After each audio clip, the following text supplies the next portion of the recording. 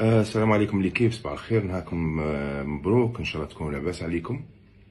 انا ما نديرش لي فيديو، عمري ما درت دي فيديو هكا. جيت نحكي لكم على البروبليم اللي راه صاري تاع محمد خاساني.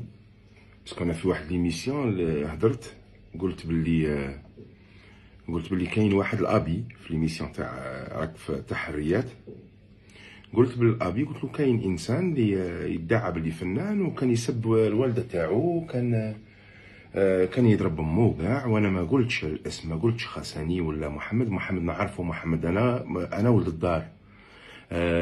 خاساني انا كنت عايش عنده في الدار، كان يجي عندي للدار، كان صاحبي كما قلت في الحصه. كانت بيناتنا علاقه كبيره.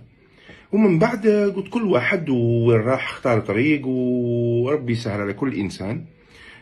مي ما قلتش محمد خاساني هو اللي يضرب الوالده تاعو.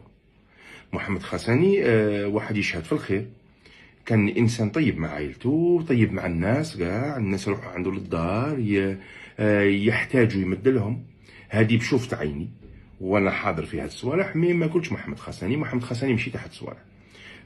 نقول محمد خاساني، نقولوا باللي دير في بالك باللي ناصر يحكي الحقيقه، ما يحكيش اللي يسمعها ولا اللي يقولوها له. نو، كون شفت كتب لي انسان ماشي طيب من هذا الكوتي، من ناحيه يحكي عليها تاع الوالده، تاع الاخ تاعك عادي، الله يدك على خير، تاع اصحابك، تاع ناس، نقول صاحبي مانيش عليك خويا، ما هدرتش عليك. والناس اللي بيدي الفتنه هذه نقول لهم ربي يهديكم، ربي يعطيكم شهاده العقل.